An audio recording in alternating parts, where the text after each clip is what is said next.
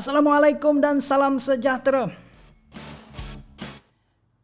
KWSP telah pun mengeluarkan maklumat terperinci berkenaan dengan air sinar. Jom kita lihat. Pada tarikh 2 Disember yang lepas, KWSP telah pun mengeluarkan kenyataan ataupun telah berkongsi maklumat terperinci berkenaan dengan air sinar melalui laman sesawang mereka.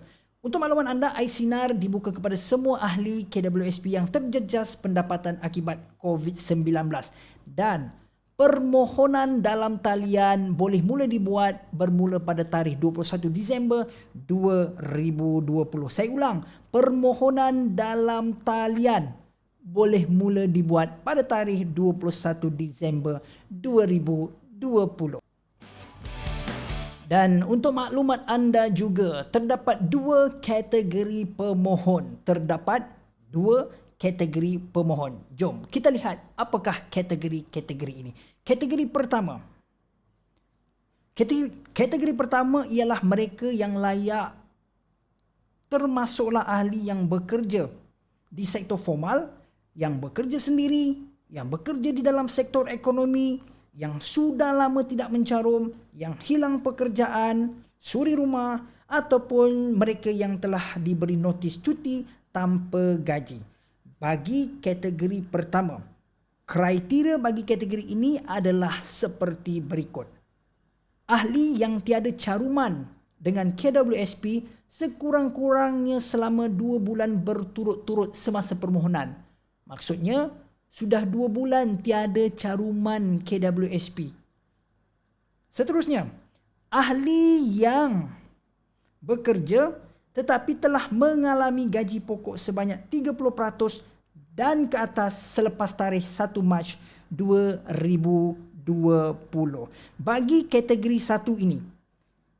kategori ini, tiada dokumen sokongan diperlukan. Jadi kalau nak mohon, tak perlu hantar dokumen sokongan. Kelulusan akan berlaku secara automatik berdasarkan data dalaman KWSP. Kenapa? Sebab KWSP boleh menyemak betul ke tidak pemohon memang tidak pernah mencarum dalam tempoh 2 bulan berturut-turut.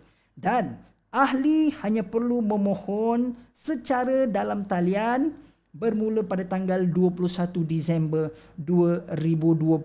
Dan paling penting, bagi mereka yang berjaya, pembayaran akan mula dibuat pada pertengahan Januari 2021. So, ini adalah kategori yang pertama. Jom kita lihat kategori yang kedua pula. Okey, siapa pula kategori pemohon yang kedua? Bagi kategori yang kedua, kategori ini adalah untuk ahli yang masih bekerja tetapi mengalami pengurangan pendapatan keseluruhan sebanyak 30% dan ke atas, termasuklah pengurangan gaji, pengurangan allowance ataupun pemotongan tuntutan kerja lebih masa selepas tanggal 1 Mac 2020. Dan yang membezakan dengan kategori 1, pengurangan tersebut hanya boleh dikenal pasti melalui dokumen yang diberikan. Kalau kategori 1 boleh dikenal pasti sebab 2 bulan berturut-turut tiada caruman KWSP. Tapi kategori ini kena kemukakan dokumen tertentu. Apakah dokumen yang diperlukan? Misalnya, slip gaji sebelum dan selepas pengurangan pendapatan. Ataupun kemukakan notis pemberhentian ataupun pemotongan allowance. Jika dokumen di atas tidak boleh dikemukakan, sebarang dokumen sokongan yang lain seperti penyata bank ataupun surat pengesahan majikan juga akan dipertimbangkan. Dan bagi kategori yang kedua, anda perlu ingat permohonan boleh dibuat bermula pada tanggal 11 Januari. Kalau pemohon kategori yang pertama tadi, mereka boleh memohon bermula pada tanggal 21 Disember 2021. Tapi kategori ini tunggu sehingga 11 Januari 2021. Bagaimana nak memohon? Sama juga, permohonan dibuat melalui atas talian ataupun secara dalam talian.